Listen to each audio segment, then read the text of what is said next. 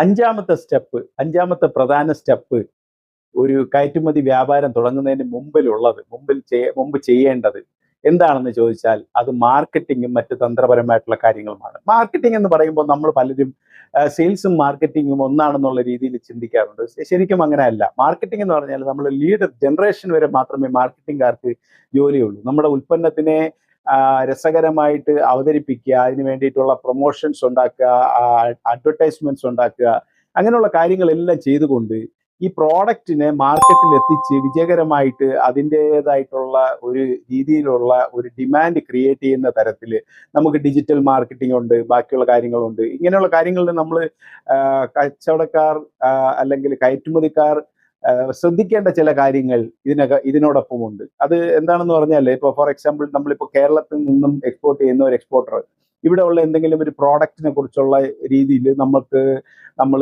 ഒരു വെബ്സൈറ്റ് ഉണ്ടാക്കുന്നു. വെബ്സൈറ്റ് വളരെ പ്രധാനമാണ്. കാരണം വെബ് പ്രസൻസ് എന്ന് പറയുന്നത് വെളിയിലുള്ള ഒരാൾ നമ്മളെക്കുറിച്ച് ചിന്തിക്കുമ്പോൾ, നമ്മുടെ ചെക്ക് ചെയ്യുമ്പോൾ, ക്രോസ് ചെക്ക് ചെയ്യുന്ന ഇന്റർനെറ്റിലായിരിക്കും. അപ്പോൾ സ്വാഭാവികമായിട്ടും അവർക്ക് അതിനുള്ള ഒരു ഇമേജ് ബിൽഡിംഗ് കിട്ടണമെന്നുണ്ടെങ്കിൽ, ഒരു ഫസ്റ്റ് ഇംപ്രഷൻ കിട്ടണമെന്നുണ്ടെങ്കിൽ നല്ല വെബ്സൈറ്റ് ഉണ്ടായിരിക്കണം. വെബ്സൈറ്റ് ഉണ്ടാക്കുക, അല്ലെങ്കിൽ ഒരു ഫേസ്ബുക്ക് പേജ് ഉണ്ടാക്കുക. ഇപ്പോൾ ഫേസ്ബുക്കിന്റെ സോഷ്യൽ മീഡിയക്കകത്ത് നമുക്ക് നല്ല രീതിയിലുള്ള ഒരു എക്സ്പോഷർ കിട്ടുന്നുണ്ട്.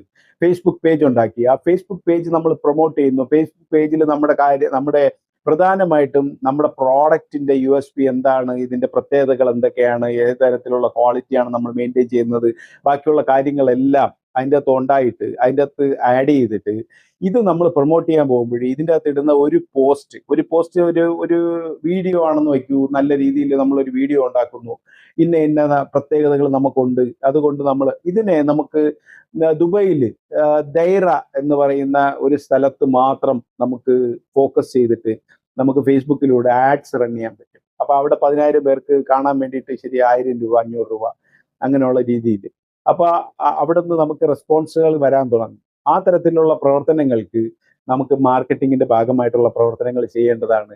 മാർക്കറ്റിങ്ങിലൂടെ നമുക്ക് ഈ കാര്യങ്ങൾ എല്ലാം നമ്മുടെ പ്രോഡക്റ്റിനെ നമ്മൾ ഓൾറെഡി ഇതിന്റെ വിലയൊക്കെ നിശ്ചയിച്ച് വെച്ച കണ്ടുപിടിച്ച് അതിന്റെ പ്രവർത്തനങ്ങൾ നടത്തി അതിന്റെ വിലയൊക്കെ നിശ്ചയിച്ച് വെച്ച ഒരു പ്രോഡക്റ്റ് ഉണ്ട്.